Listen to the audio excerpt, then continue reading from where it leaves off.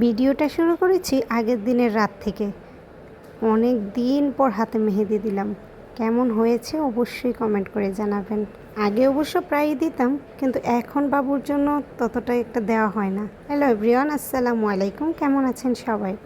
আশা করি ভালো আছেন। আলহামদুলিল্লাহ, আমরাও অনেক ভালো আছি। কালকে আমাদের একটা বাসায় দাওয়াত আছে, আর তার জন্যই হাতে চাইলাম যে একটু মেহেদি দিয়ে নিই। কোথায় যাচ্ছ?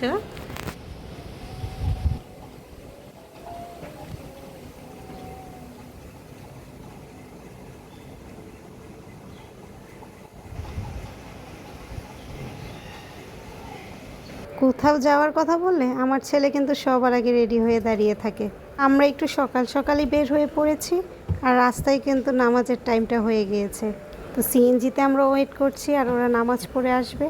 আর এখানে এত বাতাস ছিল, আর জায়গাটা অনেক ঠান্ডা ছিল, তাই তো এখানে দাঁড়াতে একদমই কষ্ট হচ্ছিল না, যেহেতু প্রচণ্ড গরম।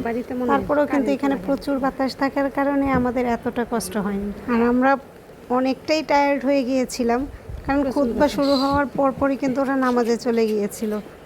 তো নামাজ শুরু হতে হতে কিন্তু অনেকটা টাইম চলে এসেছে। আর এই তো আমরা চলে আসলাম শেষ পর্যন্ত বেড়াতে। আর ছেলের যেখানে যায় সেখানেই খেলনা প্রয়োজন, তো বাসায় যেয়ে সাথে সাথেই সে খেলনাগুলো খুঁজে পেয়ে গেল, আর সেগুলো নিয়ে খেলতে শুরু করে দিয়েছে। ঈদের পরে বেড়ানো হয়নি, এজন্য আন্টির বাসায় আমরা বেড়াতে চলে আসছি।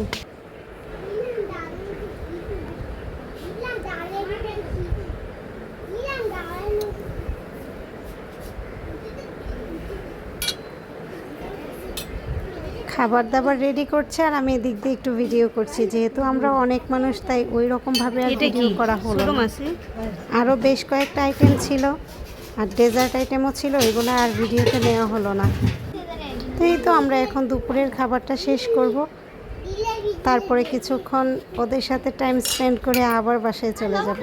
তো ভিডিওটা যদি ভালো লেগে থাকে তাহলে অবশ্যই চ্যানেলটি সাবস্ক্রাইব করে দিবেন, পাশে থাকা বেল আইকনটি প্রেস করে দিবেন।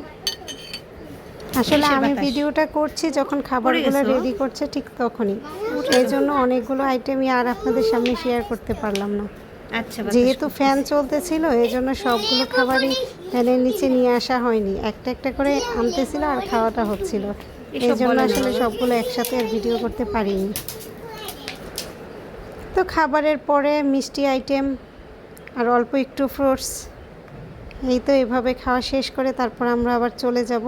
প্রচণ্ড গরম ছিল, তো গরমে কিন্তু একটা বাসায় বেশিক্ষণ স্টে করা যায় না। তো এটা ছিল হচ্ছে তাদের বাড়ির সামনের খোলা জায়গা। তো এখানে একটু সময় দাঁড়িয়েছিলাম, তো ভাবলাম যে একটু ভিডিও করে নিই। তা আমরা যখন অনেকেই ছিলাম, যেহেতু এই জন্য মানে এক একজনের এক এক কথা, তো এই জন্য আর বাকিটুকু ভিডিওটুকু লং করলাম না। আজ এই পর্যন্তই, সবাই ভালো থাকবেন। আল্লাহ হাফেজ।